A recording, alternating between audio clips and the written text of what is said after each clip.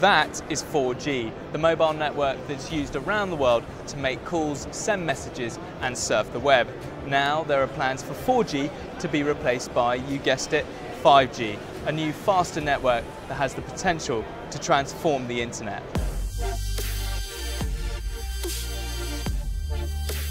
5G is a software-defined network.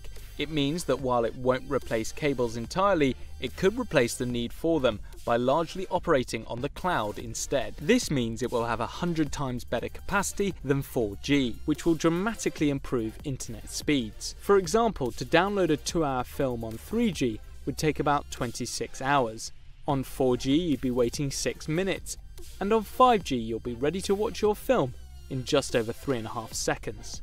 But it's not just internet capacity that will be upgraded, response times will also be much faster. The 4G network responds to our commands in just under 50 milliseconds. With 5G, it will take around 1 millisecond, 400 times faster than a blink of the eye. Smartphone users will enjoy a more streamlined experience, but for a world that is increasingly dependent on the internet just to function, a reduction in time delay is critical. Self-driving cars, for example, require a continuous stream of data. The quicker that information is delivered to autonomous vehicles, the better and safer they can run.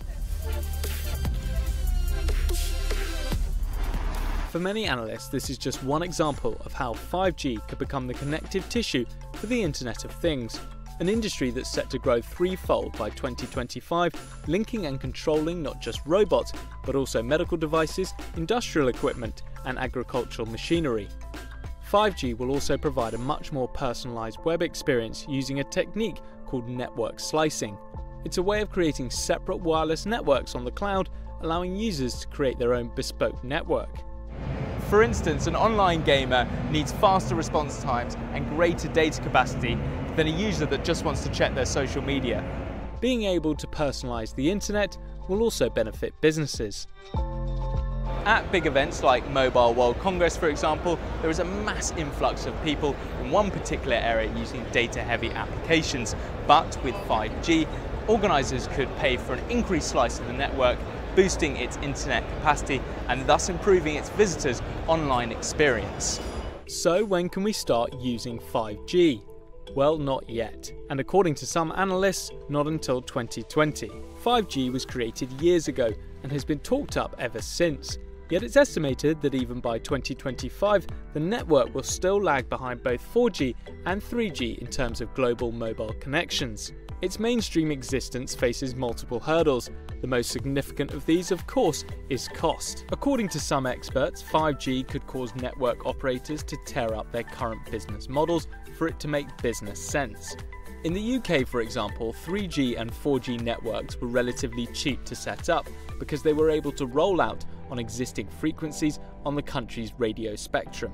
For 5G to work properly, however, it needs a frequency with much bigger bandwidth, which would require brand new infrastructure.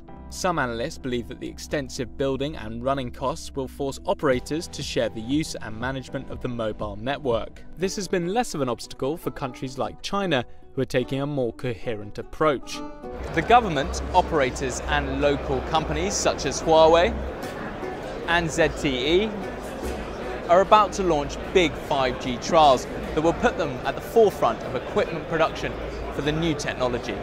That may be at the expense of the West, where there is concern regarding Asia's 5G progress.